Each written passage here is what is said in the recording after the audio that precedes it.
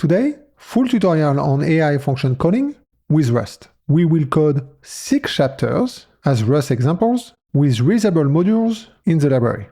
We will talk to the OpenAI API using the async-openai crate. In our first chapter, we'll do a little warm-up, just a chat, where we're going to send an input and just get an output back. In the second chapter, we'll send the input, but this time we'll send with our tools, which is going to be our schema, and the model will reply to us the tool calls, which is the JSON that will allow us in our third chapter to call our functions, and we're going to use the RPC router for that, which is going to give us a tool response, and then we're going to send everything back, such as we can get the final output.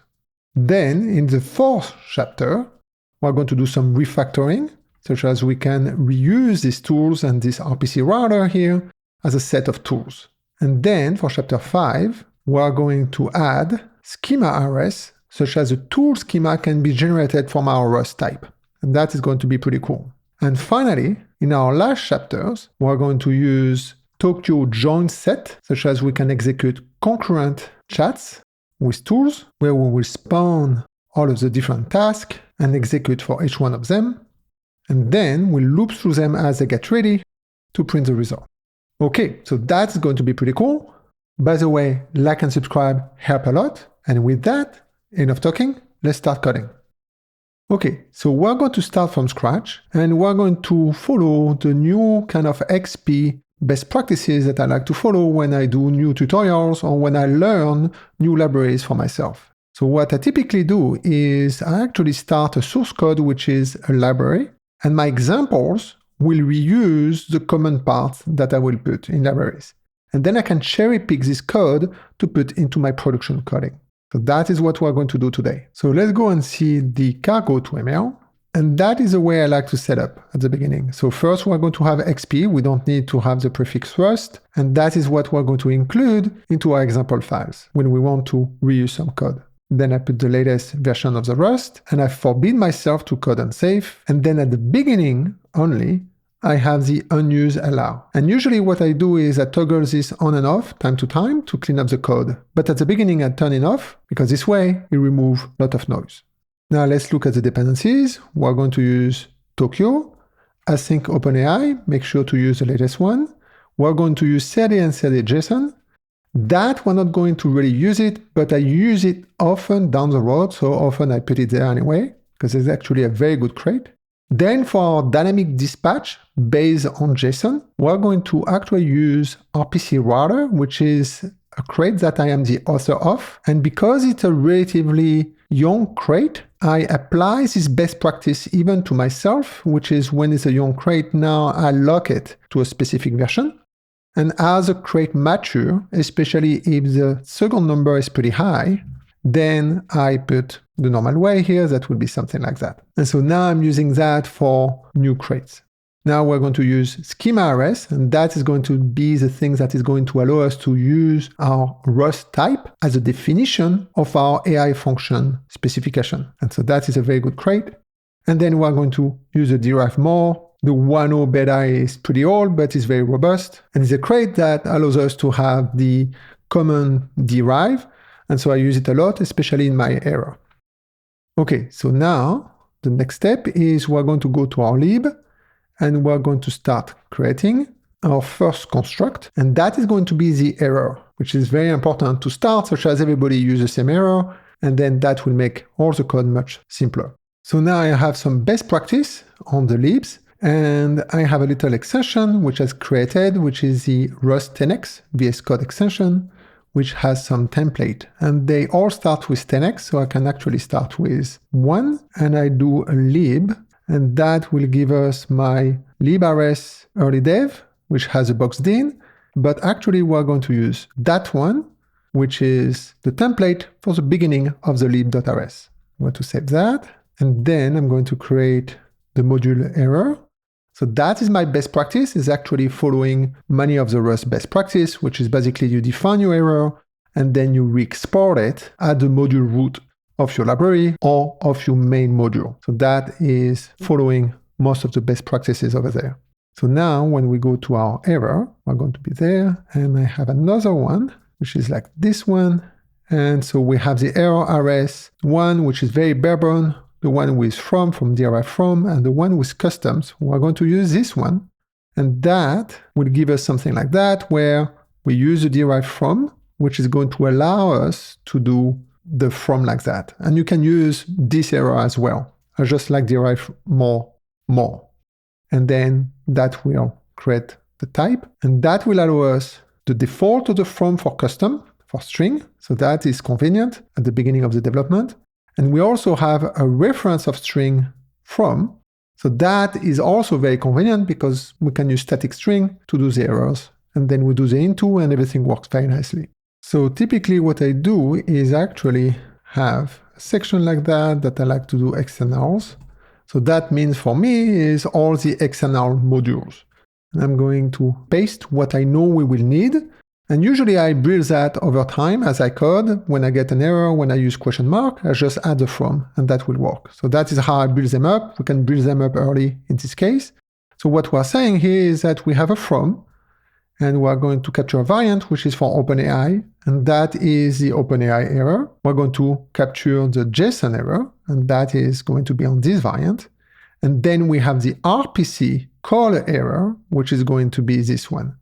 There's also a RPC error here, but the right one to capture at this level is going to be the RPC call error. And then we can also capture the error if we need it later. So now that we have that, we will be able to use question mark in all of our codes, which is going to avoid us to use unwrap or anyhow, which anyway, when you go to production, sometimes you don't want to carry on the anyhow. So in many ways, this is already pretty well typed. And at the end, when I do a production code, I will remove the custom string, and then I will make sure that I have all my types for the different variants. But this way, it's a very good way to start, and it's very close to what I will have in a production code. So now we are ready to create our first example file for the chapter 1. And that is going to be examples C01 chat.rs. That will be our example. Again, with the Rust10x extension, we have this little snippets here, and we're going to take the async. Press save, that will save. And here I'm using the boxed-in technique because the main might be using other libs that are not really relevant to the lib. So in this case, I'm a little bit more flexible here. You could use anyhow, but me, I like to use the boxed-in error. Give me the right flexibility, and it works well with any error I might have from here, so everything is good. Okay, so usually what I do is pop up the terminal and I do a cargo. So you have to do a cargo install wash to make sure that that works. -q, -clear, -execute, run, -q, -example. So I don't like noise. And then I say C01 chat, and that will do like that. Now, in fact, what I have is I have a little ZSH function that allows me to do this 01 chat. I will display it in the video. So this way, I go very fast. I have my cargo watch and I'm completely noise free. Okay, we can stop that for now. And for this first one here, our goal is just going to send some input, the question, and then get an output. So that is what we are going to do in this chapter. And here's the 5 steps to do our first chapter is we're going to init our AI client. We're going to have our user question. And this one is going to be very simple and won't require any tools, which is going to be our why is the sky is red, be concise. And then we're going to build the messages, the AI message, the message request. And then we're going to execute our chat request. And then we're going to display the response. So again, that is a very simple use case, but to do the function call, we need to understand that. And actually it's going to be code that is going to be useful for the next step. Okay, for init the client and build the message, the request message, we're going to do that in our libs here and start doing some utilities, such as we can reuse them in all our examples. If we go to our lib, so the way that I like to structure my code is to have first the private modules, then I have the re-export, which is basically flatten the private module if I decide so. And then I'm going to have the public modules there. So I'm going to do a pub mod GPTs. And so that is where we're going to put our GPT models. We're going to create the module, And then inside it, the way I like to have it is this way, such as here I put the link to all the models. And that will be the default model that typically I will use. And I decide which one I want to point. So for all my development, I'm going to point to model 3. Again, it's dirt cheap. It's basically cents in a day of work. And then if I want to see how it looks with GPT-4, then I can point it to the model 4 GPT. And usually the turbo preview is the latest one. That is this one as of this week. Or could be GPT 3.5 turbo, which is typically the latest one as well. So that is a way, if I want more, I can add more there. So now that we have this model over there, the next module we are going to create is going to be our pub mod chat. And that will be all of the constructor function, in a way, the convenient constructor function for all of the chat constructs. So that will clean up the code pretty well, because otherwise it can get pretty heavy. So I have the chat there. And the first function we are going to do is pub fn user message. And we are going to take a content. The goal here is to be relatively ergonomic. So we're going to have an import into string, such as we do not clone if someone is giving us a string, but we do if someone gives us a reference of a string or a ref of str. And that will return our result, which is going to be our create result. And that is going to be the chat completion request message, which is from OpenAI. And that is basically what we can add to all of the messages when we are sending back all of these things. This is everyone is a chat completion message. And they can have different type because when we are going to send our tool response and even the tool calls, all of that will be this chat completion message. And there will be an enum inside and so on. So that is how it works. And so to create that, I'm going to make that a little bit smaller over there. So we could option click on this one to see. And so we could create that by ourselves. For this is the one we want to create in this case. So we could go there and then create it by hand. And that will probably be good. But the async-openai library has the constructor builder pattern that sometimes I like to use for this case at least. And so what we're going to do is something like that. So we're going to import our create result, and then we're going to import this one. Those are the two types that we need. And so basically we're creating a user message with the builder, takes the default, we put the content, we call the into, and then we do a build. And that will create this one, the user message, and then we do a message into to make it into the enum that we just saw. So this way it's super simple, and in our code is going to be much more readable.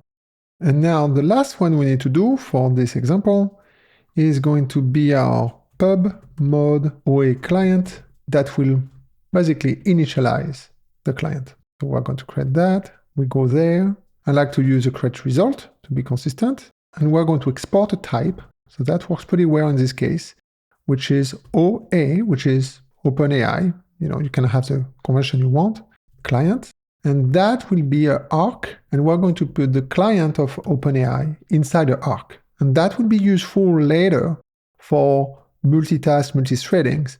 And then there's another generic here, and that is OpenAI config. And that is because the async-openai client can also talk to Azure, so that is the default here that we want. We import the arc. And now we have this type. So it's simpler to have that everywhere rather than having that. And then eventually, perhaps we might have to have our own type wrapper to do other things. But that could be later. So that is a nice flexibility to have. And then we're going to have a pub fn new OA client. So right now I'm being a little bit verbose with this function naming. The other one will be more module based, and that will return our result OA client. And for that, it's going to be very trivial. So, okay. And then there's a client new. So what I like to do is I click on the type and I see what he creates. And that he creates with OpenAI config. And that will try to get my OpenAI key from the environment variable with a standard environment variable name. So that is what we're going to have to put in our terminal to make sure that everything works fine. So we do the new. That will return the OpenAI client, and then we do into to make it an arc. We could we could also do an arc new here, but that works fine. Press save, everything should work fine. So now we should have everything needed for this first chapter, but all of that will also be very useful for the other chapters. So that is not time lost. Okay, so now let's go back to our chat. And now this one is going to be pretty trivial. So first we'll have our OA client, and that will be our new OA client, question mark, and that will be from our XP AI function. So we import that, press save, everything compiles. Then the way it works with OpenAI is you have a sub-client in a way, or a reference or a subset, and that is chat client for all of the things that relate to chat. And there's one for assistant and so on. So I like to call it chat client, and I do a OA client.chat.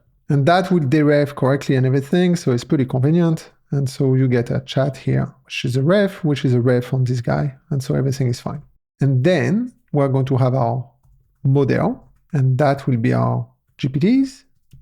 And I like to import the modules rather than just the model, such as this clearer. The new OA client is the exception because it has a full name. The other ones, I like to have it like this. So I'm going to have that, and I'm going to have model. So in this case, I keep the flexibility of if I want to change the model in a specific example, I still have it. So I didn't hide the other ones, but now I can access it this way. So that is very nice. So we have our user question. That is pretty trivial. And now we can build the messages. And the messages, again, that is what we're going to send to AI. So it's a list of messages, and every time he responds something, if we want to continue and give the whole context, we have to add it to the messages all the time. And so that will send all of this back, and then the AI will be able to figure out all the conversation, and then will send us back the output, and so on and so on. So every time, if I have another input here below, I will have to send everything back. So that is what we're doing there. And so we're going to have a let messages. And so it's going to be a vect. Here's going to be a vect of 1 because it's just one guy. And we are going to have the chat. And that is a user message that we have. And that will be our question. And because we give a reference, the int will create a clone, which is fine. Now that we have that, let's go and we're going to execute our request. So this one is going to return a vect. Oh, actually, we forgot something. We need to do the question mark. Save it. So that will be a vect of chat of completion request message, which is what we want. Now we're going to build our request. And for that, the way it works with async-openai is message request. And that will be a create chat completion request. We're going to take our model. Here for simplicity, if we want, we can have a toString over there. That this way, we have that. Then we're going to have our messages. And again, that takes the ownership. And then for everything else, we can use the default. Now we're going to import this one. And so again, this one here, I'm creating it by hand. If I wanted to, I could also use the args, which is a builder. But in our case, I created by hand. So that is just personal preference, but I can go back and forth. It doesn't really matter. So now that we have the message request, and that is this type here, we can execute it. And the way we execute it is with let's chat response, and it's going to be a chat client. So that is a chat client we got up there.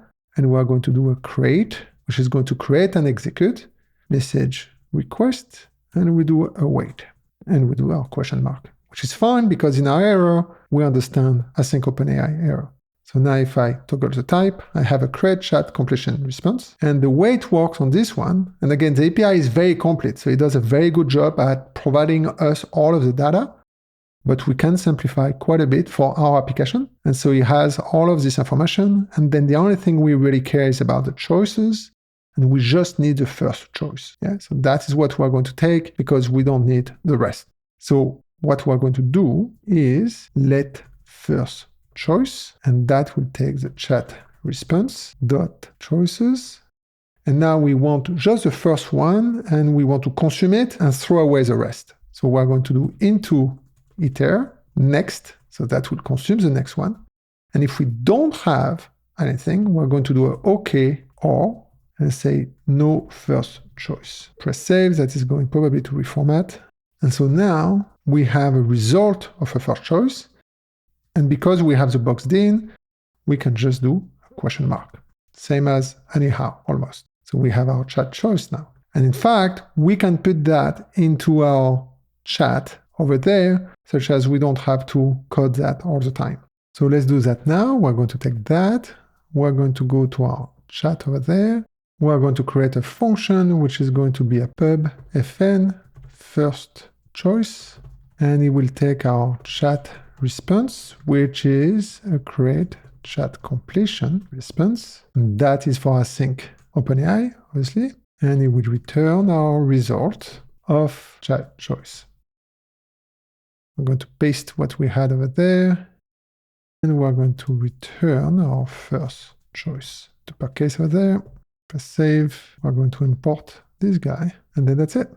So now we can take this, go back there, and it's going to be much simpler. We're going to do chat, first choice, chat response, question mark. Okay. So again, this stuff kind of takes time, but when you do it, then after your examples are going to be very clean because you just focus on the logic and on the flow. So that's pretty cool. We have our first choice. And then to display it, we need to get the response, which is going to be a response content. So we're going to do the first choice, which we know now is chat choice. And inside chat choice, we have, and in fact, sometimes I click there to see what we have. And we have our message. Those guys, we don't really care. We're not streaming today.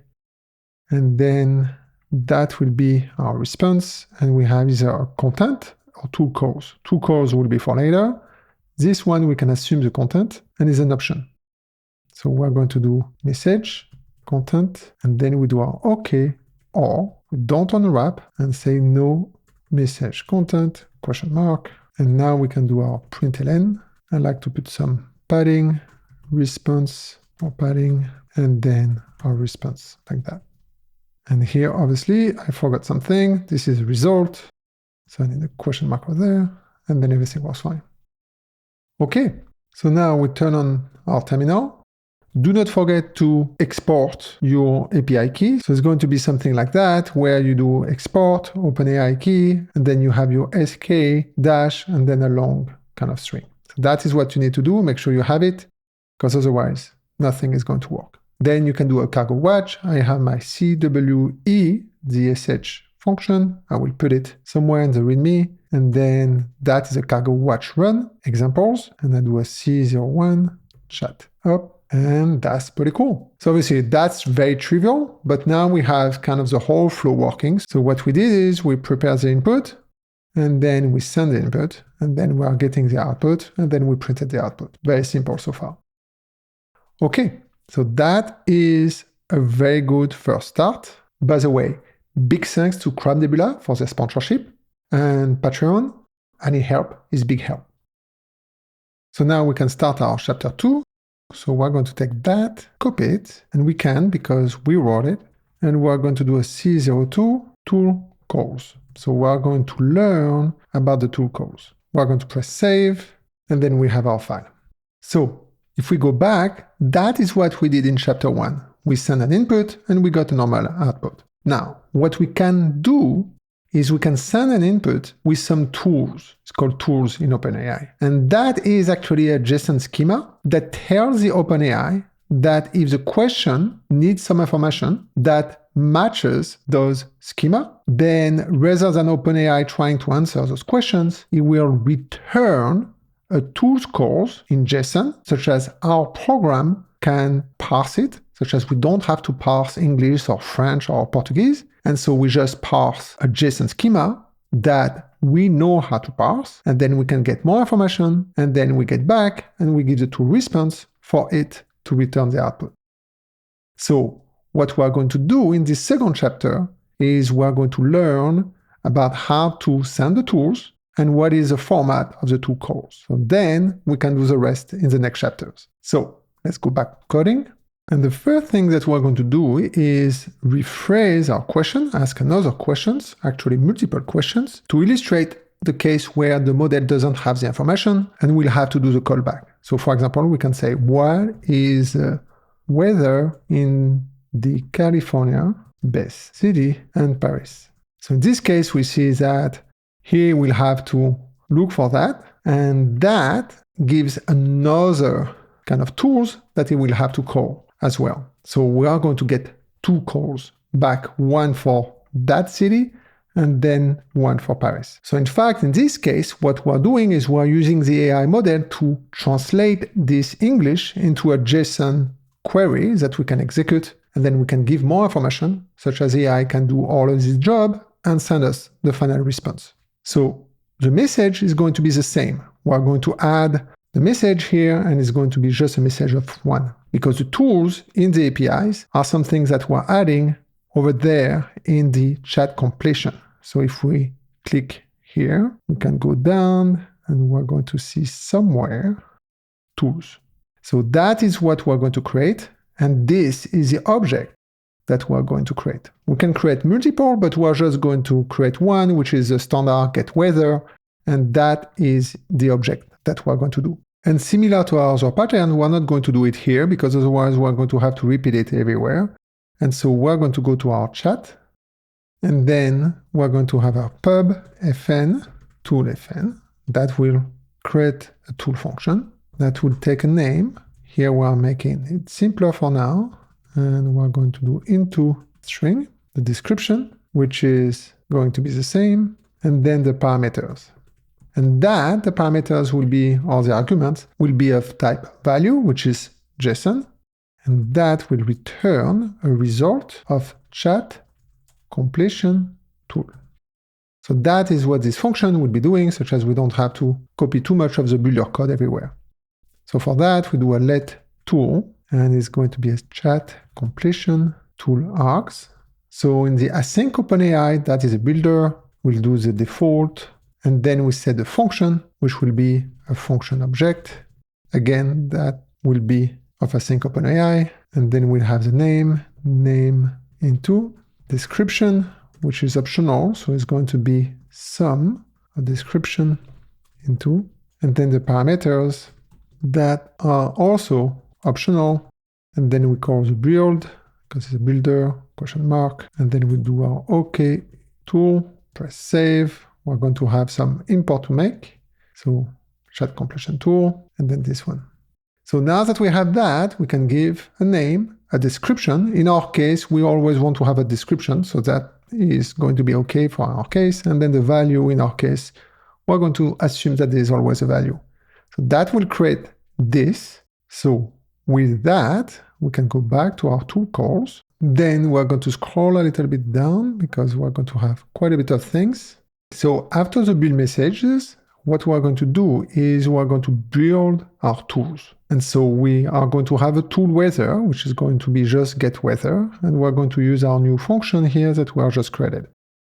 And for that, we're just going to have the function get weather. We're going to give the description. And that is pretty important because it will give a hint to the model of what this is about. So obviously that needs to be tuned to make sure that the model understands well. And then we're going to give our parameters. And so that is going to be pretty big. And so we're going to do that later. Once we have this, if we press save here, that is the CRD JSON. Once we have that, then we're going to create our tools, which is just an option of a vector of tools.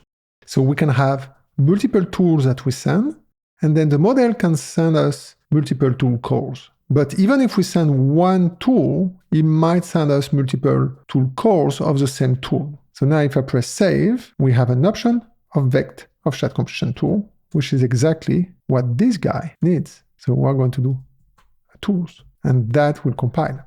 We're going to take care of that later. But then the second thing that we need to do as well, and we shouldn't forget that, is to make sure that the tool choice is set to auto. Otherwise, he won't pick up things. And then on this guy, we're going to import it, async-openai, and that will work. Now, if we run it like that, it's not going to work very well because we didn't give any parameters. And that is what we're going to do right now. So the first things here is we do a type object. So it mostly follows the spec of JSON RPC. So we do a type object. We're going to have our properties, which is our params in a way. And that will be the first one, which is the location. We give the type, and then we give the description. This is important because it will give the AI model a clue of what this one is about. And then we're going to give another one here, country, for example, and we're going to have string and the full country name of the city. So those are the kind of things that the AI model is pretty good at, because that is what they have learned. So they can give us that back from an English question from the user. And then we're also going to add a unit, which is going to be of type string, but this one will be an enum on these two types. And that will be the description here. Now, I found out that GPT 3.5 doesn't really follow that all the time. It always gives me Celsius, even when I ask about San Francisco, and I don't think he knows about my accent. So there's something here that needs to be tuned, but GPT-4 is actually better on this one. And then the last one is going to be what is required. So in this case, we're going to say that they are all required, and that will tell the model to say, okay, we always need to give these ones. And then that's it. Our definition of the tool weather, which is a function, is now complete. That is what we have created, and that is our tool weather. And then we execute it there. So now we can go back to the chat, request. And remember, in this case, we just send the tools, and so the first response will be the tool calls. And that is because the question relates to our tools. But if we were asking about why the sky is red, it wouldn't give us a tool call, it will give us a response, and we'll see that later. But right now, we know that we're going to get tool calls. So for that one, we're going to close that, put a little bit of space, and then we're going to do extract and print the tool calls. And we're going to do an if let some tool calls will be, we're going to remove this guy, and that will be a first choice message tool calls. So that will return a vector of all of the tool calls. Yeah, because again, here in this case, we actually ask for two cities, at least one, which is the best, which hopefully, it will be San Francisco, obviously, and then the second one will be Paris. So the model should return us two tool calls of the same tool. So we're going to check that. So we're going to do for tools in tool calls. And here I have the print here, so that makes it a little bit nicer, which is giving us the function and then the arguments. And then I get the function names, and then I get the arguments here. So what it will return is this object, and I can option click. I use that a lot in Rust coding. And we get the ID, we get the type, and then we get the function call, which has the names, and then the arguments. And the arguments will be JSON. We pray for that it is JSON. There's a little bit of praying in this kind of game. So now that we have that, press save, everything compiles. And now it's time to do a CWE, C02, to calls. That again is a cargo watch and so on. Press enter. And then that's pretty cool. We get the first call, which is get weather, country, United States, location, San Francisco, CA, Celsius. So that is where I kind of get off. And then we get the get weather, France, Paris, and Celsius, which this one makes sense. And so that is super cool. And if you haven't liked and subscribed, please do, because that is awesome. And in fact, one thing we can do is we can go back to this guy. The price here will be okay if you change it just a little bit. Press save, do cargo watch, just do the run. And now GPT-4 is pretty smart. You get it. By the way, San Francisco is the best one. Take that, LA. So all of that works pretty nicely. So don't forget to put it back to the model 3, because otherwise it's going to rack up pretty quickly. Took a little bit of time, but the result is awesome. We're going to stop this terminal. We don't need it for now. And that will conclude our chapter 2, tool calls. So what we did on this one again is we send the input, we send the tools, and we got the tool calls, and we printed the tool calls, such as we understand what it is. And so now we can parse it in JSON and make our calls on the backend. Okay, up to chapter 3 now. Okay, so the same strategy, we're going to take our C02 tools calls, and we're going to create a new file, C03 tool responses.rs.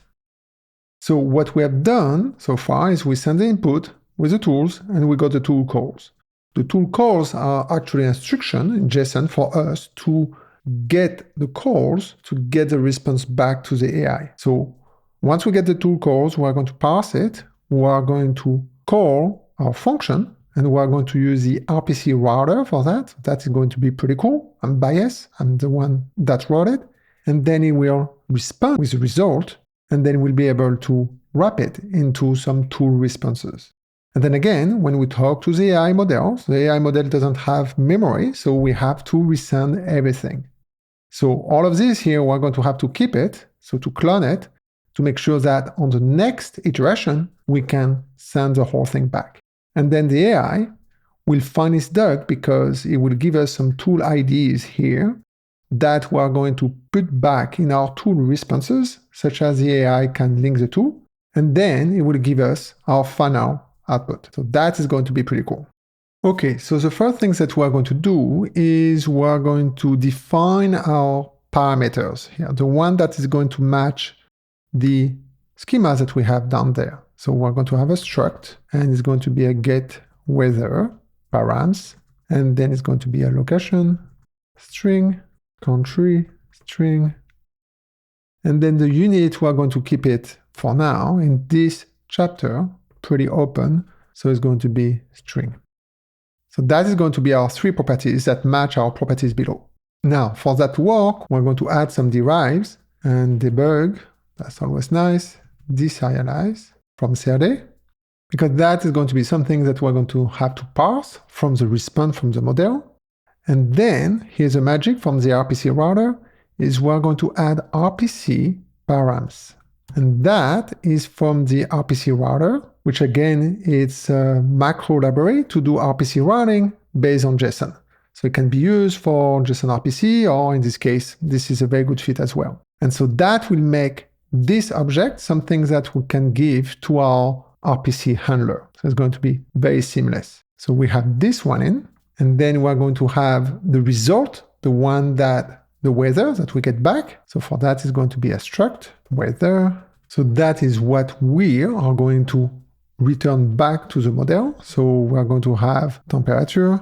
So it's good to have full names here, such as the AI can guess it. You can also pass it in English or serialize it in other ways that might work as well. And we're going to have the unit in string, and then we're going to have the humidity. RH, I like to put the unit, and then we do a F32. Doesn't really matter. And so this one, we need to serialize it, because that is what we're going to serialize back to the model. So we're going to derive, serialize. So far, so good. And now we can do our async fn get weather. We're going to get the params, which is going to be this struct here. So I put a get over there to be clear. And then it will return a result of weather, and we're going to put string for now. That is a convenient way. We can put value, we can put our own error type if it implements the RPC errors. So it's relatively simple, but right now string is going to be the simplest way. And then we do a OK. Weather, temperature, 30, that kind of works in both cases. The humidity would be that one. And then for the unit, we're going to echo back this one. That should work. Probably misspell this one. And the cool thing with RPC router is we can have state as well, which is called resources. So here I can have my DB manager, which will be me a DB manager or whatever. And those just need to be marked as RPC resource, and then it will be able to be injected dynamically over there, up to 8. So it's like Axum or Tori or Bavy kind of things, and it's pretty neat. Now that we have this function, which has all the types, we can go back down, and actually this one, that was a mistake before. We can just get the model like that. It's because we are going to have to rebuild the query for the next chat request. We need to clone everything, because if we don't clone it, we don't keep it, and then we cannot reuse it below. So we have a model to string in this case. That should work. But this one, we want also to clone it, because again, what we're going to do here is we want to repeat everything that came back, such as we can send it back, such as we can get the output. Because every time, this one doesn't keep the memory. So we have to send it back, everything. So this is why we do this clone here. And the same thing for the tools, we're going to have a tools clone. So like that, when we do the one below, everything will still work very nicely. And now, here's a very cool stuff. We can init our RPC router. And the way we do that is we do RPC router equal. We have a little macro router builder, but it's trivial to use a builder as well. And we do the get weather. Like that, it collects the name and everything. It's convenient. And then we do build. And that, once we import it from the RPC router, that will create a router. So now we can go down. We exec our first chat request, which might or might not return some tool calls. So we're going to make our code a little bit more robust. And we're going to say, if we have the message content, we end early. This means that there is no tools, he had everything he needed, we can end it. So that will take care of this case very nicely. And then otherwise, we get and call the tools and capture the tool responses. And for that, the way that I like to do it, but I might change the design later, it doesn't really matter, but you can create a struct just for us, just to be organized in our function, tool response, and we can trust that the compiler optimizes that, and we're going to have a tool call ID. So that is, we need to keep it as part of the response, because that will be inside our tool calls, but we need to keep it, such as we can also put it in our tool response, and then that will hold the response value of the RPC router call. So that will be response and value. So relatively trivial, and this one will be our CRD.json value. That is just a little structure that we're going to use below. And so what we're going to create is a let mute tool responses, and that will be a vect of tool response. And often when there is async call, I just do a for loop rather than having the map. It's much simpler than trying to do everything with map. Here is tools and RPC. So now we don't need to print it anymore. That's not the exercise. And what we want to do is for each tool call, do a RPC router call. That is what we want to do. So we're going to get the tool calls, and we're going to get that from our first choice, message tool calls. And that will return an option of a vector of the tool call. Now, a nice little trick is we can do a for tool call in tool calls iter. That looks weird, but here's the trick.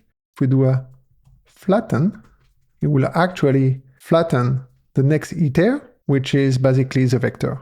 So the cool thing is that now, because I've done the iter, I have a reference, but it will iterate to the content of the vector, so it will go 2 levels down. So that's pretty cool. I could have done a iflet, but that is neat.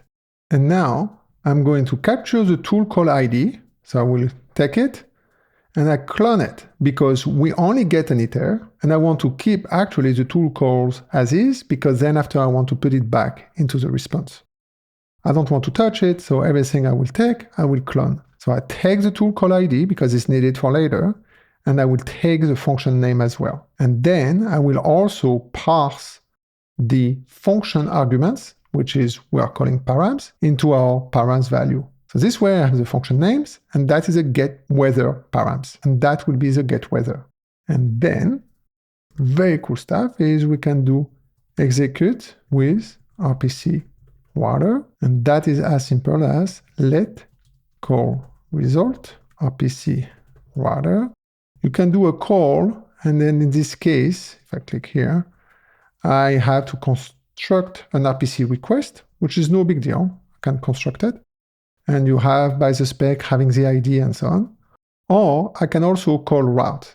And in this case, I do the RPC ID, which is in our case is none, which is going to be new, and then the methods, and then the params.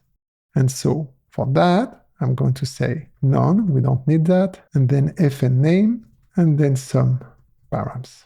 And that is called what? And we do await question mark. And that will return a call response. If we drill down, that will just have an ID, which is a value, which again, that is per the spec. It has to have a value, could be new. And then it has a method ID, and then it has a value, which is the return value, the response value. Now we can say that response is called result value. And then we want to add it to the tool responses. That's the whole point. And so for that, we're just going to do a tool responses push tool response tool call ID and then response.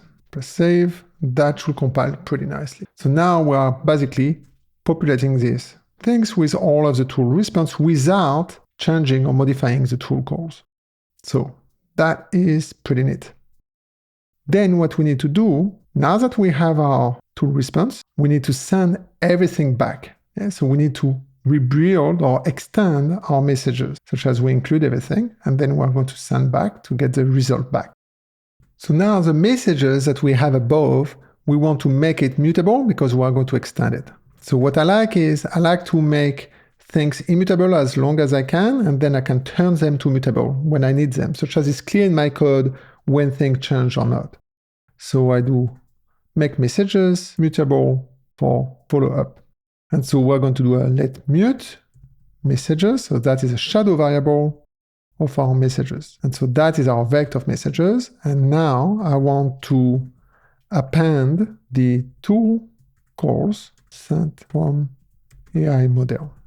So for that, we're going to have if let sum. So that is going to be pretty resilient calls. There's probably a smarter way here of doing that, but this one is fine. Messages, push, and what we want now is to turn those vector of chat completions into messages of things. So what we need is to create something like that, which will be chat tool calls message, and we'll give our vector like that. Because again, in message is only take messages back in, and then this one is just a tool call. So we need to make it a list of messages such as it works well. And that will return a result, and that will be it. So this one doesn't exist. So we're going to go back to our chat, and then above, we're going to add a function, which is going to be like that, which is going to be our tools, calls, messages. It will take our vector, the one that we had, and it will turn it into a chat completion request message. That will be the goal, and the way that we're doing it is we're using, again, the assistant message. That's the way to do it. And there's a function in the builder which is called tool calls. That is part of the API, and you do a build, and again, you do a into to get the message. Then press save. It works pretty nicely if we do the import. That is one, and that is a builder. And now that we have that, it does compile over there. So everything looks good, and we are pushing this message. So what we're doing here is, again, we take the tool calls and we're pushing it into the list. Now we need to take those guys and put them into the list as well. So we're going to append the tool responses. And for that, we're going to iterate, and I'm going to destructure it. So I'm going to have the tool response, and I'm going to take the tool call ID and then the response. I could have done a tuple, but this way everything is explicit. And then in tool responses. And then I do the messages dot push, and we need another one as well, which is going to be the chat tool response message. Because again, anything we put inside needs to be a tool message. And we're going to give our tool call ID and our response, the famous question mark. That should work pretty nicely, except that obviously we don't have that implemented. So we go to our chat and we're going to add it, and that will be our tool response. We get the tool call ID, which is a string. We're going to take the content, and here in this case I'm using implementation display, such as I don't have to do toString over there because that will be a value, a CRD value, but any strategy is fine. And so we're getting the display, and then we're going to create the message with the same pattern again. We give the tool call, the content as a string. So that's why we get the toString. because we get the display over there. And then we do the build and then the messaging too. So if I press save, that should work. I need to import this one and I need to import this one. Here, into string wouldn't work because value doesn't work on this way, but that works pretty well, but you can have another strategy, it doesn't really matter. So that will now add all of this tool response into the messages. And now we can simply exec our query, which is our second request, which is going to be with our model, the messages that we have, so this one we can consume it, and then our tools, this one we can probably also consume it, it was the last one. So that will create the chat request. And then as above, we have our chat response and then our third choice. Press save, everything compiles. And now we can just get our final content on this one. So if we don't have one, that's a problem. And then we get the final answer. And then we hope that everything works fine. So we do our terminal. I'm using the alias, and then I'm going to do C03 tool responses. Press enter. Kind of wait, has to do the ping pong. And then that's it. I get English back. San Francisco, hey, still the best. 30 degrees. That is going to be snow. 30%, not that much. And then we have the Paris as well. So that is super awesome. Okay, so what we did in this chapter is basically this whole flow. So we sent the input with the tools, we got the tool call, we call our RPC router, and then we got our tool response. We resent everything as a second one, and then we get our final answer. That's pretty cool. What we're going to do in the next chapter is we're going to refactor things to make all of that as a single conversation, such as we have a simple API.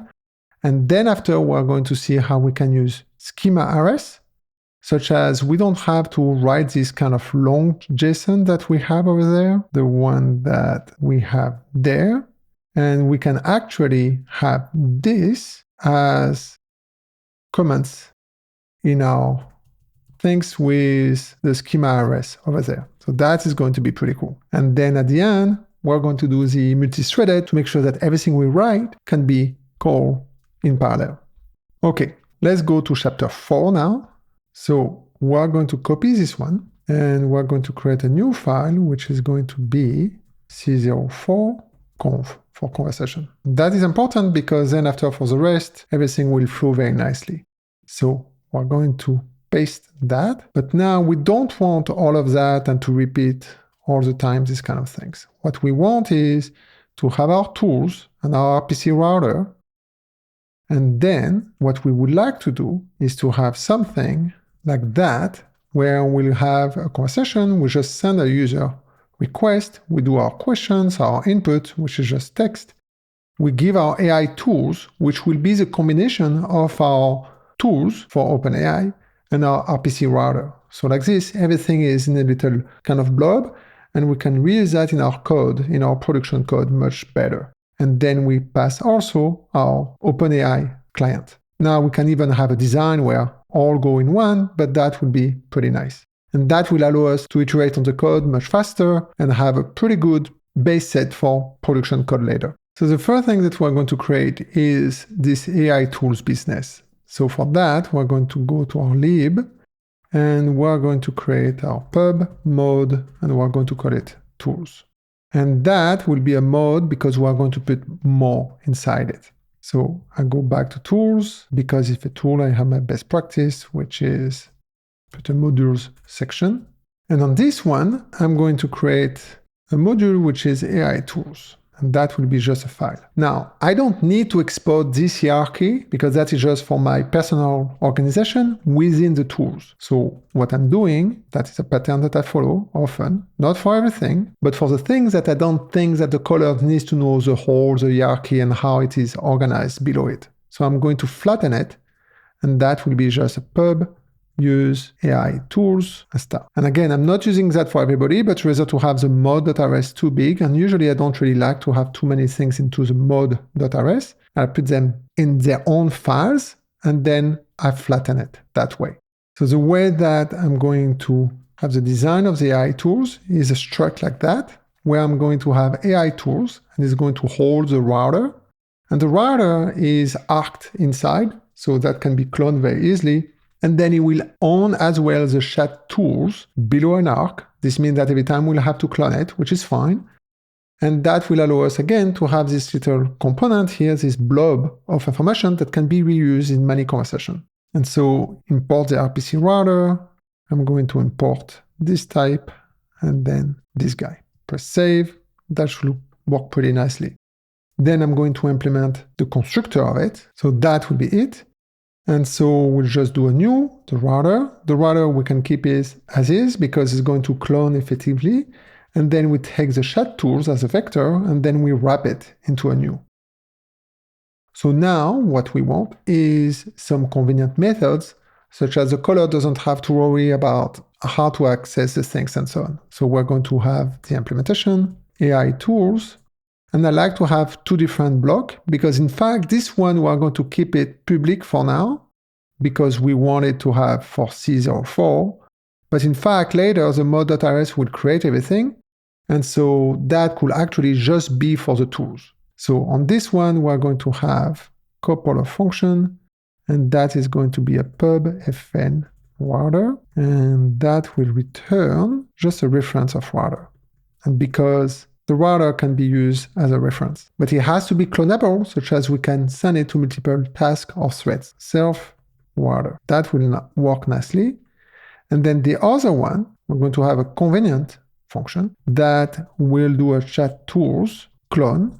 And here I'm being explicit. Take the self. We don't want to take the ownership because that might be passed again to multiple threads. And that will return a vect of chat completion tool. That will be the goal of this. And for that, we're going to do a self chat tools, which is the arc. So if we call clone, it will just clone the arc, which we don't want.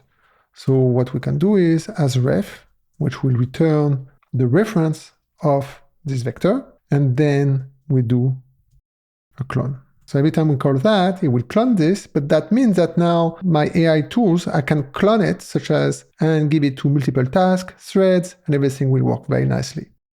So that is going to be the basis for later. So now we could come back to this one. We're going to do some closing here, and we should be able to have something like that, where I have my, where I put it there, and then I should be able to have my let AI tools equal. So I'm going to have my AI tools, new, and I'm going to give my RPC router and my vect of toolraiser.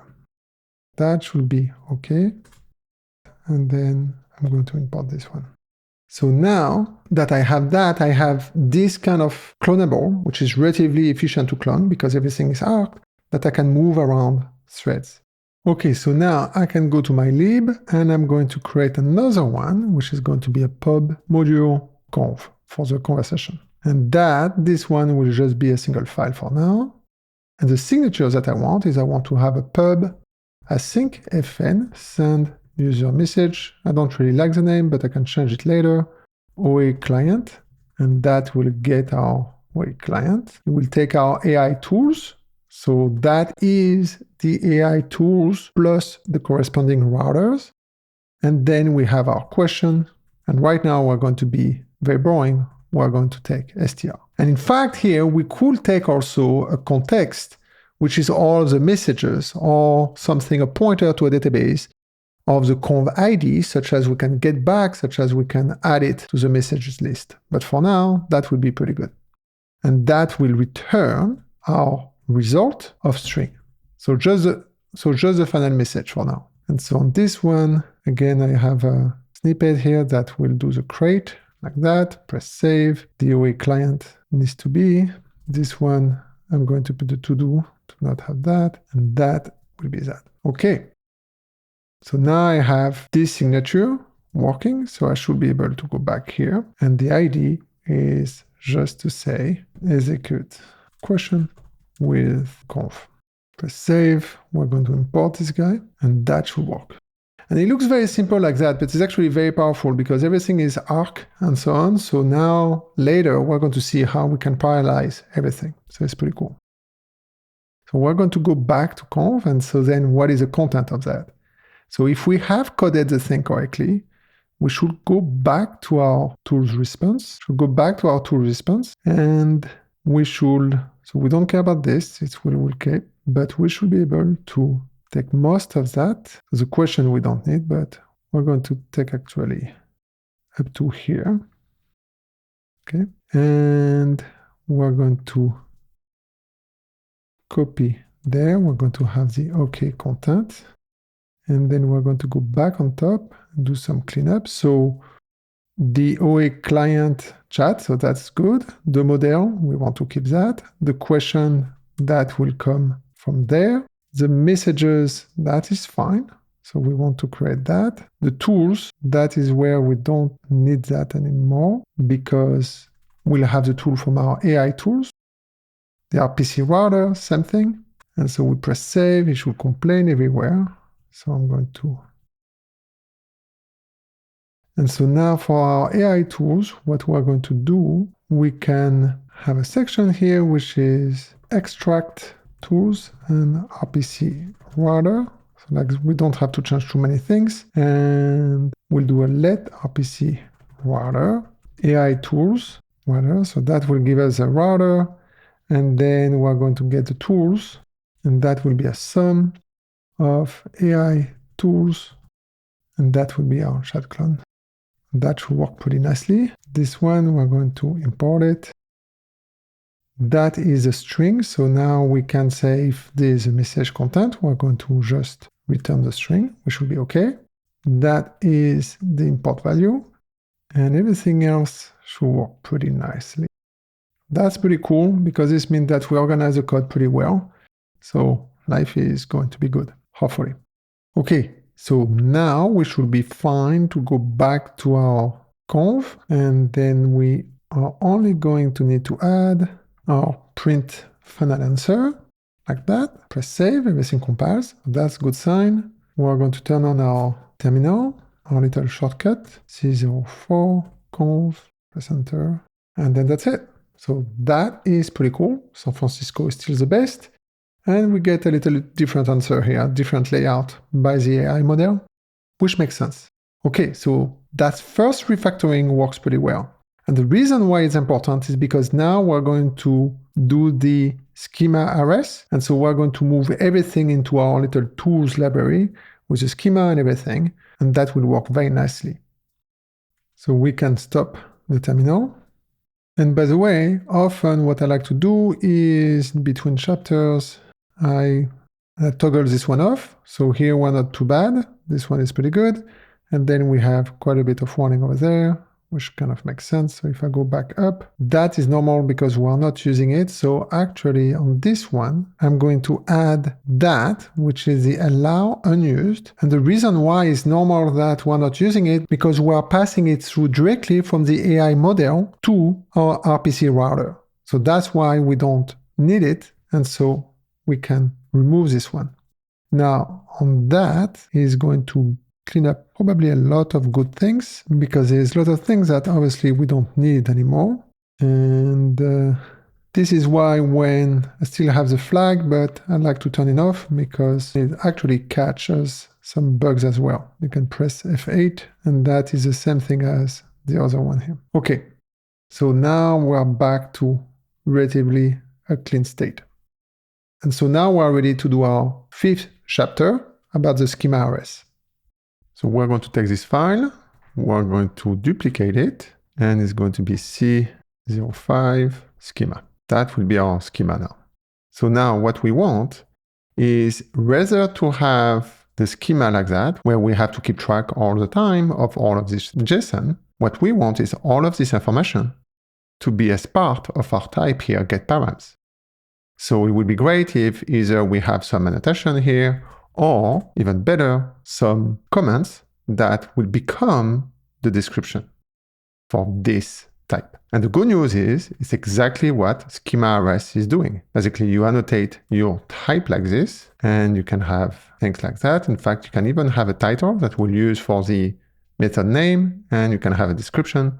And then when we add Schema.rs, JSON schema, that will take this and generate a JSON schema, which is going to be very close to that. So now the great thing is we can just have all this information there and with our router and package that into a tool. And in fact, we're going to take this opportunity to refactor that and to put that into our tools, such as our main doesn't really need to know the tools it's using, just that it gets a bunch of tools and then it just calls the conversation and then everything will be done. So that is going to be pretty cool. So what we're going to do in this refactor is we're going to move all of this, the get weather, that is a route in a way with the types, and also the router, such as the whole AI tools will come from this module over there. And so that will allow us to decouple the knowledge of what tools is being used from where we're using the conversation. Because then it will be similar to this one. We'll get the client, we'll get the tools. We don't know what tools are. We don't need to know at this point. And then after we can have conversation. That is the decoupling, the partitioning that we're going to do now. So if we go back to our mode, first we're going to create our module, weather, and that is where we're going to put all of the weather tools, which is the types and the routes and everything. So that is going to be a file. We're going to leave it empty for now. And the important signature that we want is that now we want to have a pub, fn, new AI tools, and that will return a result. So that will be our create result, AI tools. So rather to build the AI tools in the main, which could be an Axum main or could be a Tori app, we are having this function which has knowledge of what tools you want to gather. So here we can have multiple. So right now we're going to do a to-do. So then we need to use the create result. So everything is normalized. And in fact, I'm going to add a little things here, which we're not going to really use in this example, but it's important to understand is resources. And that would be an option of resources builder, which come from RPC router. And that allows us to put states in a way into the builder, because here is going to create the AI tools with the router and all the tools. And so we want to make sure that we have an opportunity to give the color, say, here's a state that the router needs to have, such as when it calls the router, the function can have this state. And so that is a capability of RPC router, and it's pretty cool to have it there. So we're going to see how that works later. By the way, we get a little warning here, and it's probably because I have that commanded out. So we're going to turn this on, and then at the end, we turn it back off. So now that we have that, what we can do is take this, and we are going to do in these files, and we don't need that anymore. So all of that, we won't need it. We don't have to worry about losing it because we have in these files. So that's one of the benefits of this approach.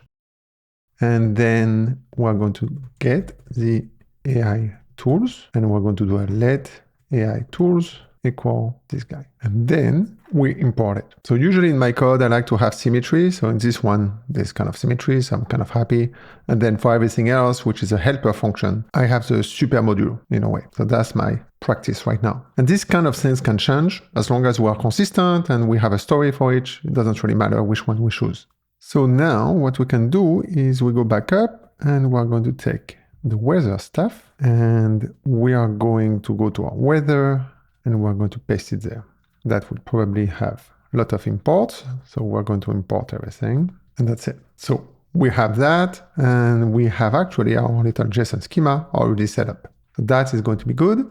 Now, what we want is to have two public functions. And these guys actually, interestingly, they don't need to be public because they are wrapped into this router business. So the two public functions are pub, and the only one that needs to know them is the module here, because that is the one that we're building up for all some modules that we have, and we're like extending them, combining them together. So this one will return the router builder using the same name, and router builder will be returned like that. The reason why we are returning a router builder is because we want this guy to actually combine them, extend them. So we don't want to have the router inside arc, because then we cannot mute it anymore. So that's why we are extending, we are combining router builders that will consume each other, and we build a bigger one. And we don't need to have the resources here, because the assumption is that the resources will be the main application that will inject them. So the only thing we need is to expose it there, and then we should have enough. In this case, what we're going to do is the same thing that we did before, which is a router builder, and we have our get weather. And this one, it's simple. Here we don't have semicolon. And then this one doesn't find it because I use the same name. So I could change the strategy, but I can copy paste there, and then that will work fine. And then the next function we are going to have for each submodules, or the tools, are going to be pub, super as well. And this function is going to create the chat tools. So that is where we're going to have the JSON and all these kind of things. And that will return a crate result of vect of our famous chat completion tool.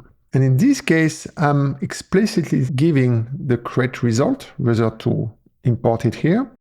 And the reason why is because the handler has to have his own error, such as it can get caught by the router and so on. And so this way is give us kind of the flexibility of using result for the fully defined result. And then in this case, we are going to have a to-do for now. And the goal will be to return the vector of the chat completion. And in fact, what we could do is we're going to go back to our conversation here. And we have our tool weather here with all the JSON and so on. So we can actually take that and go back here. And that is where, for now, we're going to do it manually, but we're going to implement the Schema.rs, which is going to be from the type. But there's quite a little bit of work to be done there. So we're going to paste that here. That is our type. I'm going to collapse that. If we press save, that should kind of work. And now we can actually make OK. And we're going to do a vect of that guy. That should work. Okay. So now we should be back to square one, but much better componentized. Because now what we can do is go back to our mod, and now we can build this function. Okay, so our AI tools is two things. Is a router and the chat tools. So first, how to build a router. So relatively simple. We're going to do a let. We're going to do a let router. We're going to use a router builder because we're going to concatenate many builders. So in this case, we only have one, but eventually we'll have more. So create a default, which is empty. We have a method, which is extend resources. And so that will extend that resource. And it takes an option, such as is simple to chain. And then we're going to extend with our weather router builder that we created earlier. So we could have started with this and just called that. But in this case, I'm showing the example of we will probably have multiple tools, multiple submodules. We will build them up like that. And then we can have a build like so. We're going to keep the to-do here. And if I press save, I should have a router. So that's pretty cool. And then the next one, I'm going to build the chat tool. So I'm going to do a mute chat tool. And here again, I wouldn't need to do that because we only have one chat tools vector, but I'm showing the pattern here. So I do a vect new, and I'm going to do a chat tools. So we don't have a cool builder in this case, but that's fine. And extend, and we're going to take our weather, same thing as before, and chat tools. This one can fail, so question mark, and then that. So that will give us now our little chat tools. If we toggle the type, we have a vector of chat tools. So now super trivial. We're going to return our OpenAI tools, and we have the convenient one that does the router and chat tools. So that will return this guy. So the cool things now is if we go to our schema and we're going to our terminal, we're going to do our cargo watch here. That's my shortcut. Execute C05 schema. And then that's it. So we have the two answers because the question had two kind of components in a way. So we got the two calls and you get the things over there. So basically we're back to square one, but a completely modular code here. So that's pretty good progress. So now what we want is we want our weather, and where we have our chat tools here, we don't want to have it like that because that will be kind of heavy to carry around. And it would be nice, such as we can put this information into our get weather params type. And luckily again, there's our Schema.rs JSON param that is very good for that. So we can put that there. The description, we're going to put it there. So Schema.rs has this little title here, which is pretty convenient. So we're using that. And then we're going to use that for the description of location. That will be the description of the country for this one. And then we're going to have the description of the unit. Now, there's a little trick here. In the unit, we have this enum business, and that is going to be a little bit tricky to get, but we're going to get it. And there's no really way here that I found that we can say it's an enum. In fact, the correct way of doing it in Rust is to have an enum. So we'll have something like temp unit, for example. And then we're going to create our enum temp unit. We'll have the Celsius, the fa.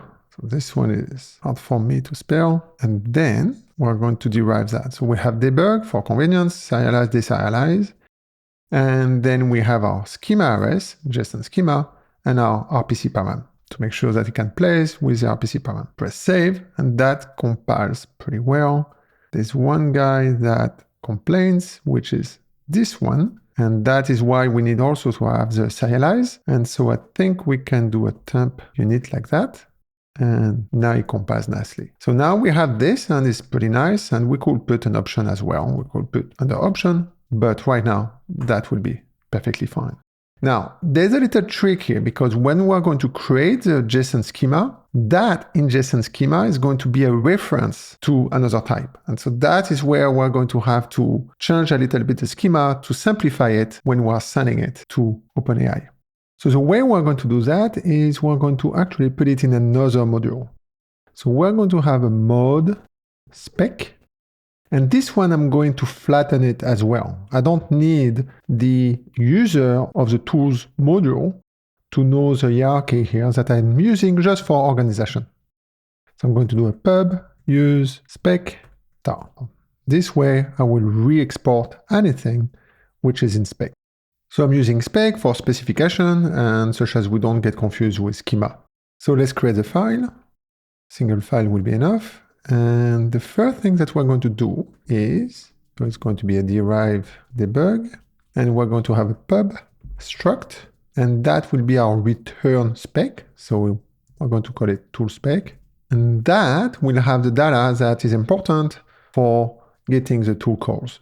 So it's going to be a pub fn name, pub fn description. So here we're making sure that we're not ambiguous, and then we're going to have pub params, which is the arguments, and that will be a value of CRD.json. So that is what we're going to have. Then the function we're going to have is going to be a pub fn tool spec, and that will take a type which needs to implement JSON schema. It doesn't take it as an argument, take it as a generic. And then we're going to have the result, and that will be tool spec. That will return our tool spec. We're going to do a to-do on this one. We're going to do our use crate, the use error, and we're going to import the JSON schema from Schema.rs. So the way that Schema.rs works is we have our let root schema. So that will be our JSON schema. And the easiest way is to use a schema for macro. And it's actually relatively easy to use the builder or whatever they have, but this one is easiest. And then we're going to import that from Schema.rs, and that will give us kind of an object like that, which is good. It has some APIs, but can be hard to parse. But luckily, this obviously gets into a JSON, so we can do a let mute, because we're going to mute it below, and because we're going to block things that we need. It's going to be JSON schema. It's going to be a value, and we're going to use a CRD JSON to value. root schema, question mark. Thanks. Again, we can use a question mark here because in our error, we have the variant for the static.json. So we're all good. And then we're going to do a pretty print like that, which will allow us to see the schema. We're going to have a new line actually like that. And we can have, so that will be the raw schema for now. And because we're going to have to look at what it gets to see, to compare it, it's a good place to actually do some testing, to have a unit test. And so I have this snippet here and we're going to do like that. And again, one XP, so it's not about, unit test too much, but this one is very good because we're going to have to see what it is, such as we can change it to what the tool spec expects. So we're going to have a very simple function, and that is going to be this one here. We don't need the comments and so on. Here I have this best practice here to have the errors boxed in. And this one, I just use everything above, such as it's more convenient, but you can change that. That is just personal preference. And then this one, we're going to have the tool spec. So in this test, what we want is we're going to need to have our types. And we don't need to put this one kind of public. What we can do is just copy the whole thing and we put it in spec. And it's fine. It will be our little types for the spec, such as we can see what's going on. We can import everything. I mean, in this case, for example, we probably do not need the params. Could have it to make sure that it compiles, but we're fine. And so we have the description here. I mean, the title, the description over there, and we have this little temp unit here. So that would be our base. And now what we can do is we go back there and we are going to do, just call it like that. And the way we pass it is we're going to pass this guy and we're just calling it. And we're printing it over there, so it's fine.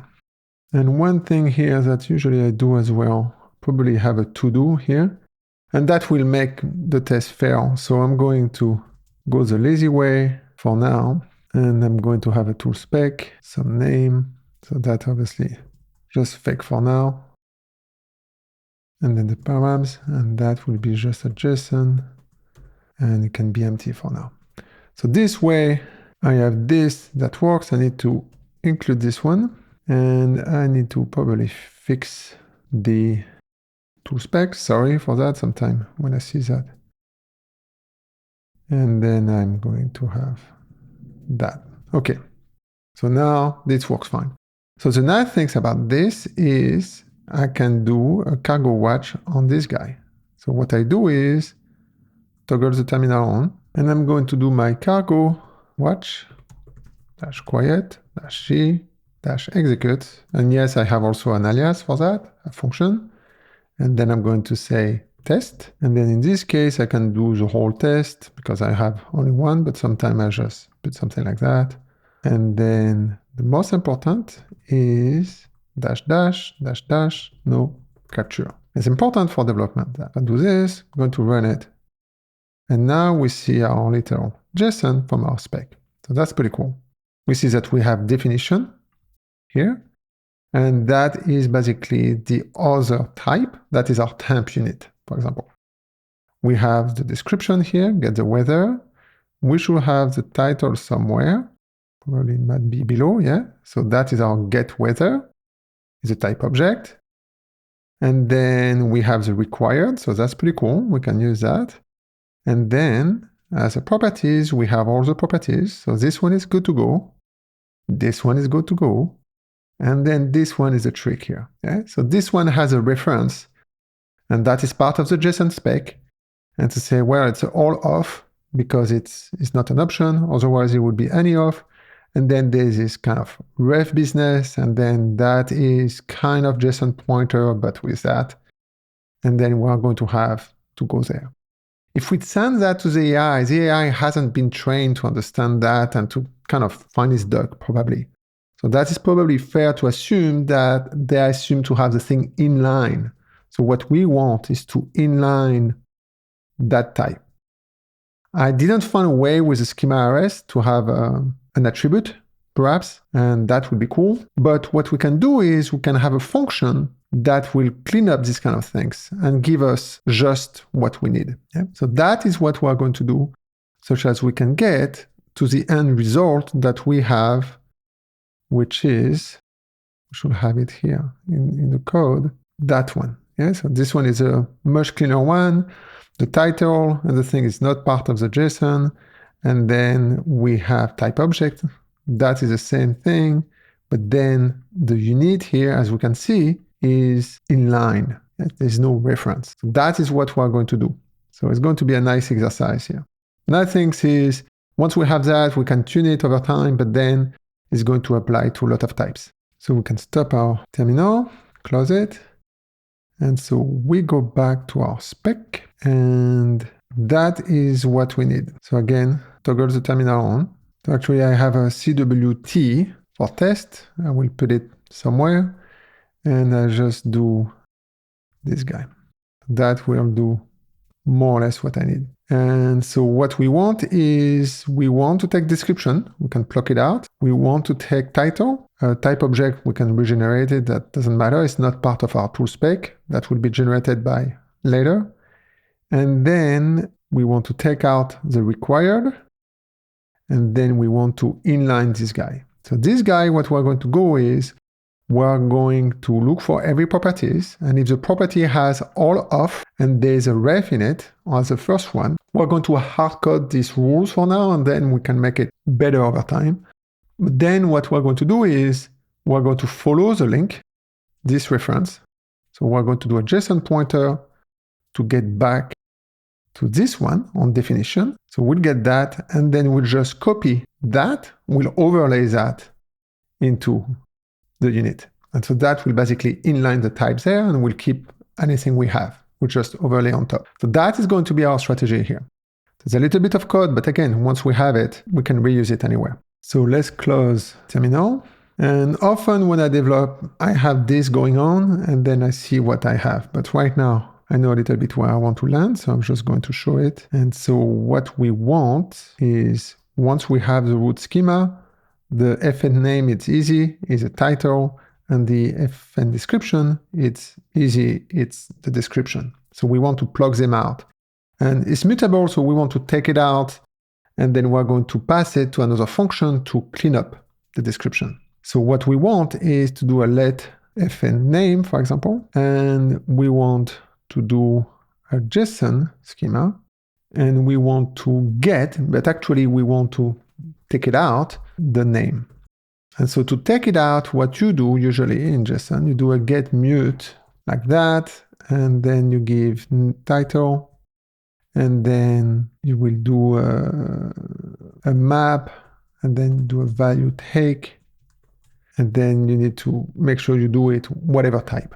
So all of this here can be kind of a little bit cumbersome to do. So what I like to do, actually, so rather to do that there, what I like to do, and often I have that as a code template, I go to my library, and I'm going to create a module, which is not really one of those guys, but just a pub mod utils.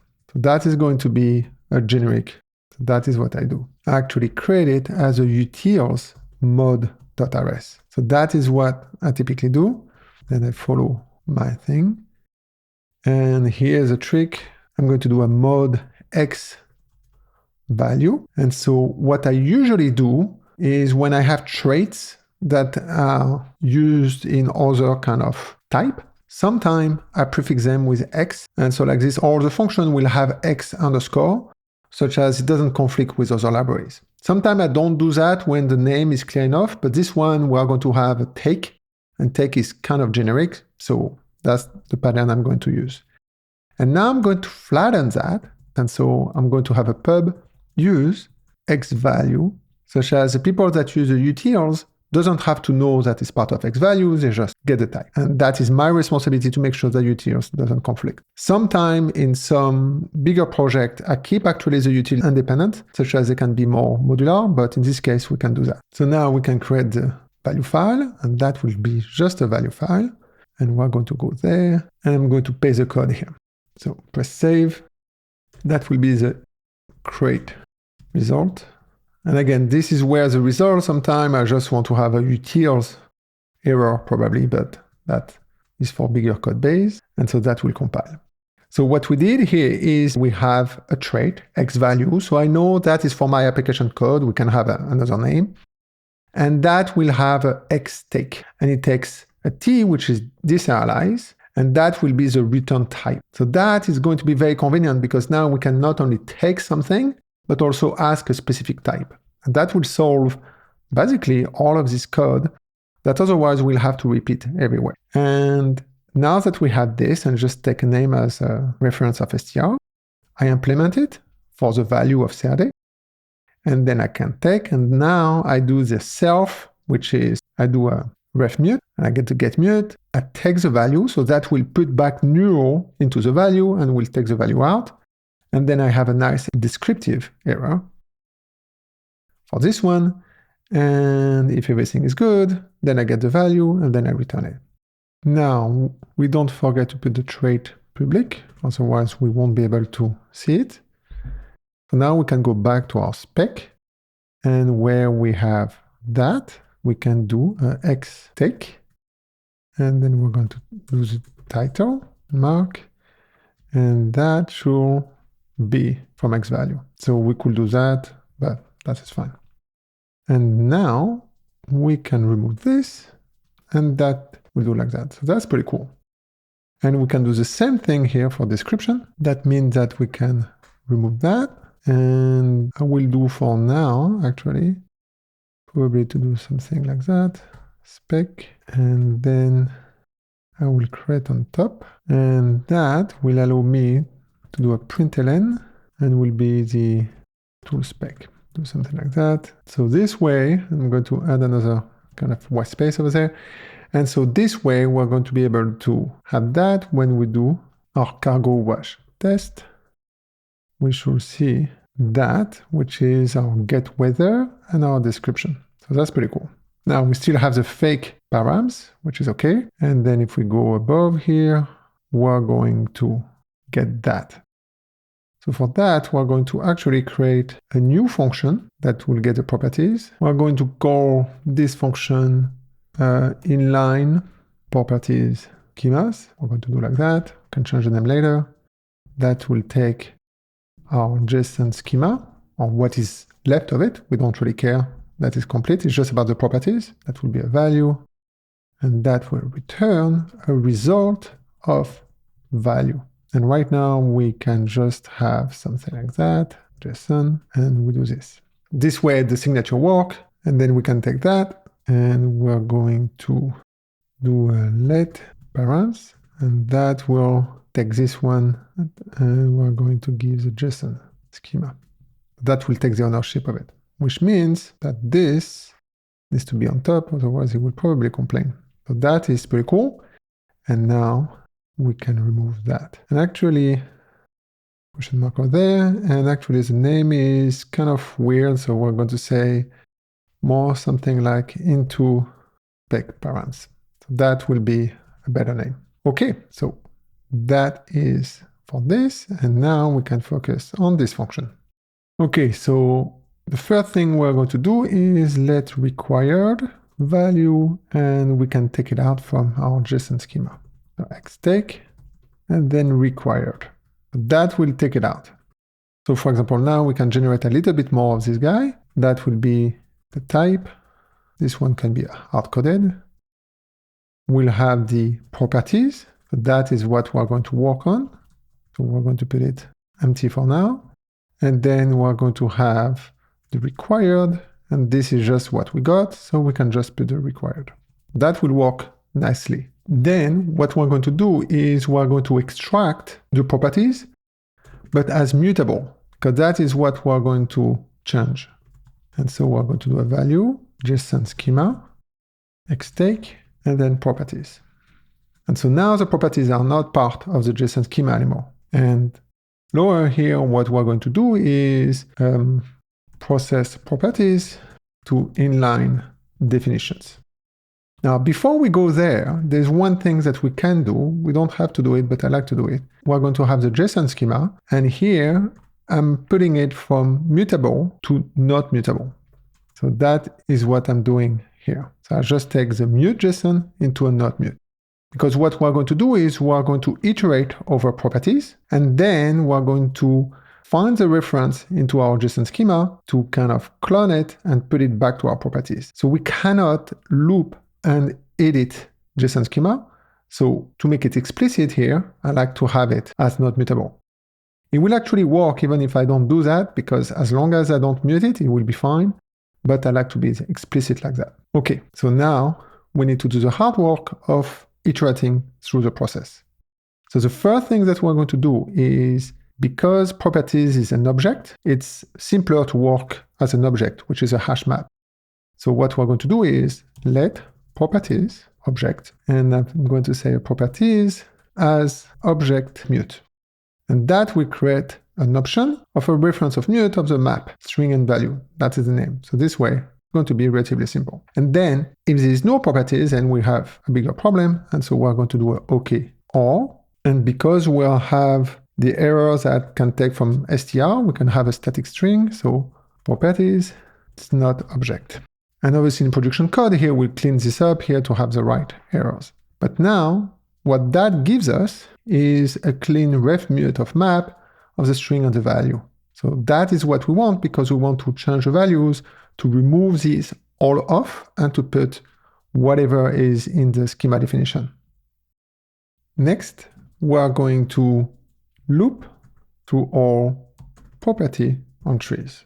So that is where the magic is going to happen. Okay, so again, if we look at our schema, what we want is to go through the properties, and as soon as we find an all off, and right now we are just going to do all off, there's also any off, but we are just going to do the all off, and we are just going to take the first ref. So if a property with a name, and if the value has all off, and the first one of the all off is a reference, we are going to follow this path.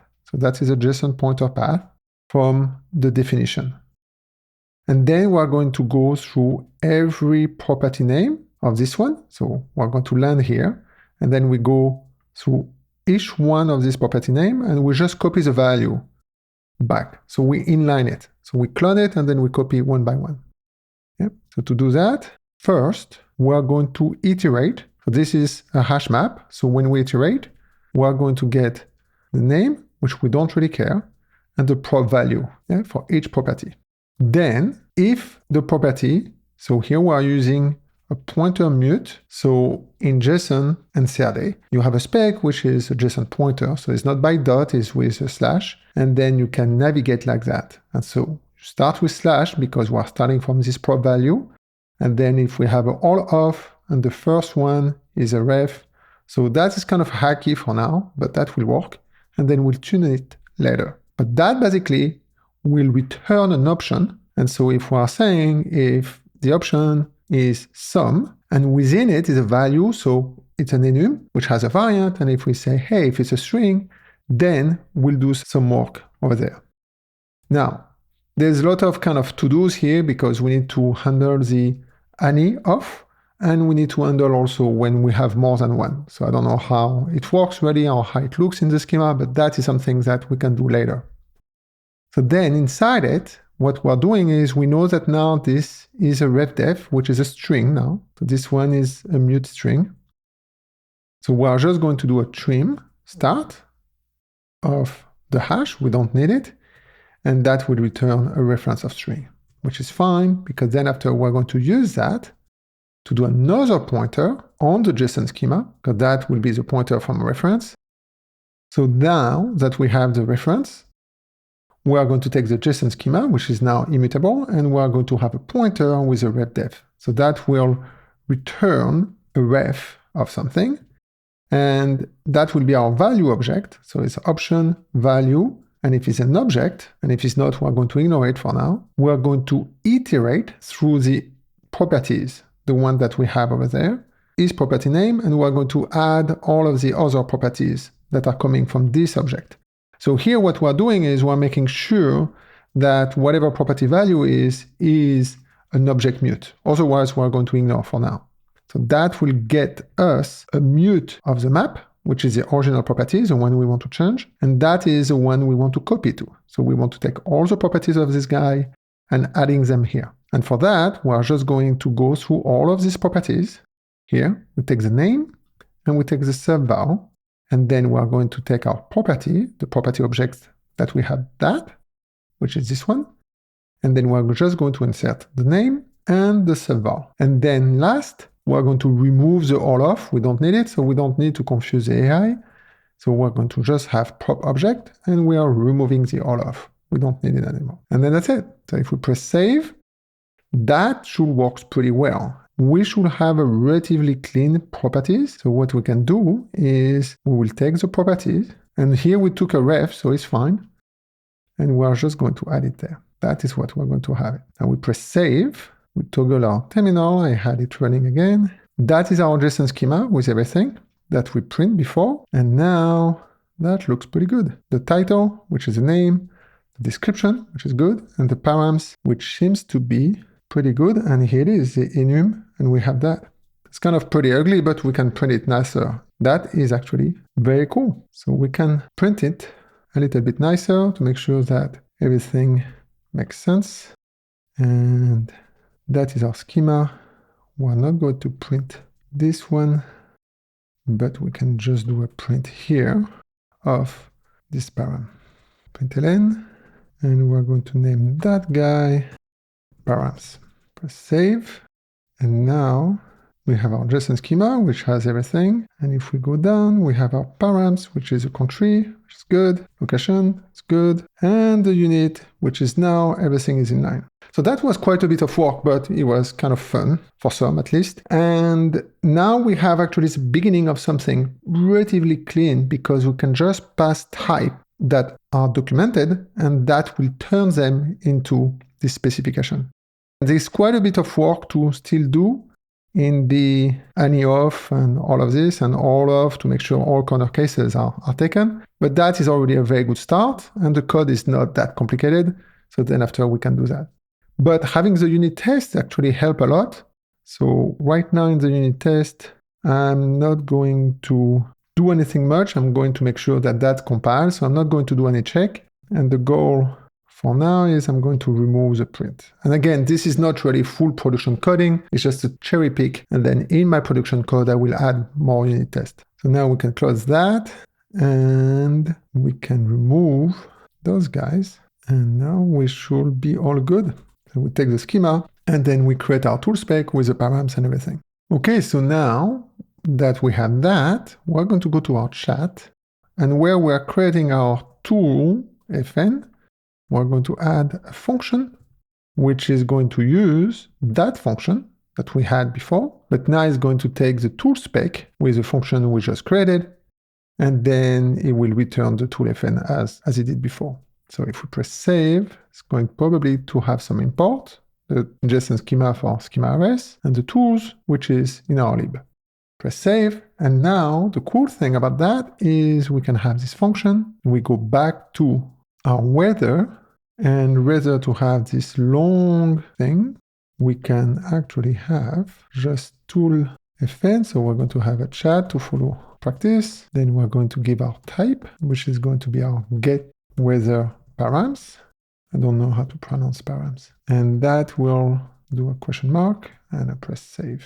And everything compiles. And in Rust, when it compiles, we are like 95% there. And so now that we have that, all of this module here is fully componentized, such as we can have more function on our weather, and that will bubble back up over there, which is then after we are creating the whole AI tools package with all our routers and all our tools. And then we return that. And again, here we're doing the resource builder, and we're taking a resource builder here, because what we want is to be able to extend the resources, which inside here could be, for example, a database, SQLX or SQLite or whatever. So that is going to be pretty cool. So now that we have that, that will bubble back up to our Schema.rs, and that should work very nicely. So we have our clients, we have our AI tools. We don't know which one, but we have some, and then we have our questions. So if we toggle back up and we do our cargo watch example, C05 schema, and boom, we have our answer. So it looks like we haven't done much, but we actually done a lot, because now the code is very modular.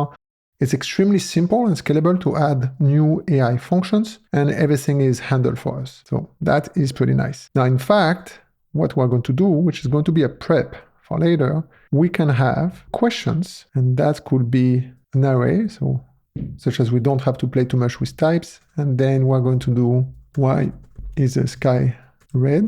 Be concise. That will be a good example to see that in this case. So that will be a good example where the AI should come back to us with the output directly and not with the tool calls. So in our code, we handle that and we just return the response. And then we're going to ask another question is, what is the weather in Italy's capital?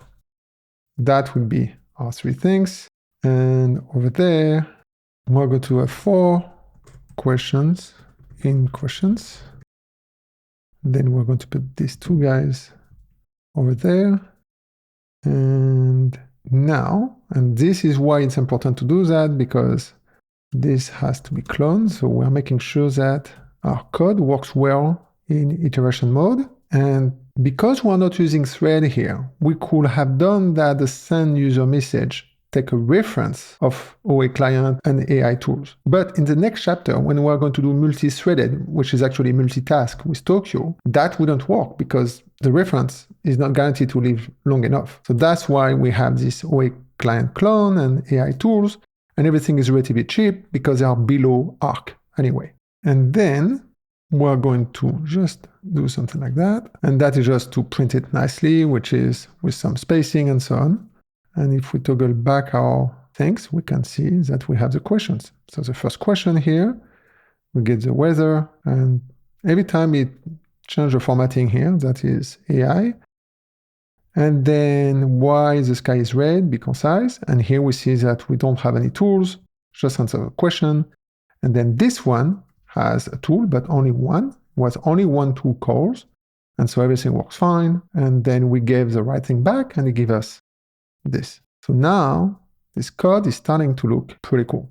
So what we did in this chapter is we added our Schema.rs, which now our tools package, which we have refactored as well, are defined with our Rust types rather than having to write our own custom JSON. So now the code is ready to scale pretty well. Now the cool thing is the way that we have set up things is that it's multitask friendly, and that is what we're going to do in the next chapter.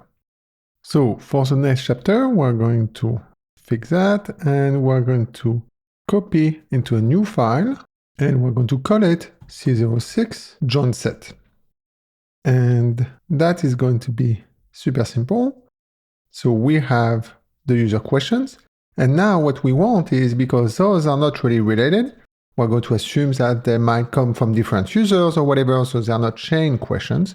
So we can run it in parallel, concurrently. And that is a good thing to do usually when we do the XP, to make sure that we didn't miss anything and that everything is async/multi-threaded ready. So for that, is a pretty nice trick, is we're going to do execute questions concurrently. And what we're going to do is we're going to have let mute joinset, and that is from Tokyo. And it's actually pretty cool. And you need to give the type. I mean, the type will be guessed from below, but we're going to give it here. And that is going to be a string, which is going to be the questions, because we want to print back the question.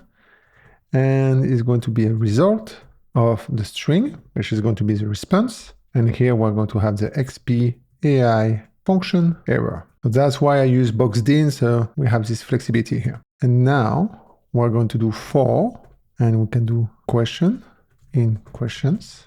And if we look, we're going to do a ref of str. So in fact, we can destructure it. So here we are going to remove a reference because we are destructuring it. And then we're going to let OA client, we're going to clone the client, we're going to clone the tools. And here we need to do it before we are going to do the join set spawn. That's why we need to do that. And we're going to do an async block, and we're going to move. So these 2 guys will be moved here. And the reason why they are moved here is because we have this call. So this call is going to take this one, and then it's going to call it. And then the reason why it complains is because the types doesn't match. So then we're going to return, and that will be a question to string, because we need to take the ownership. We could take static string, but we're going to do like that. And then our result. Press save. And then this one complains, and this is because I forgot something. I forgot to not initialized. Yep, makes sense, because we need to do an equal of joinset new. And then everything works nicely. And question works because question is a static string.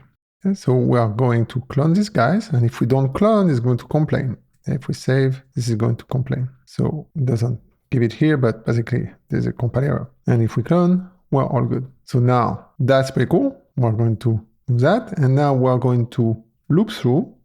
And for that, we're just going to do a while let sum and then the join result. And for that, we're going to take our join set. And the way that the API works is we do a join next. So the cool thing about that is that it will return the next one that is ready. So it might not be in the same order. So it's actually pretty efficient because we're not waiting for all of them. We're taking them as they get ready. Now we can extract the question and the result.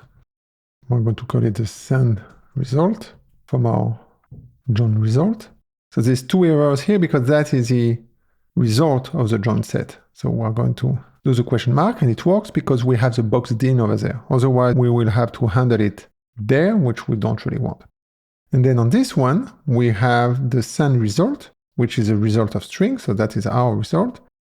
And so we need to do let send result equal send result question mark. That will return the string. And now we can take this guy. We don't need that anymore. And we can put something like that. I could have called that response, I guess. And press save.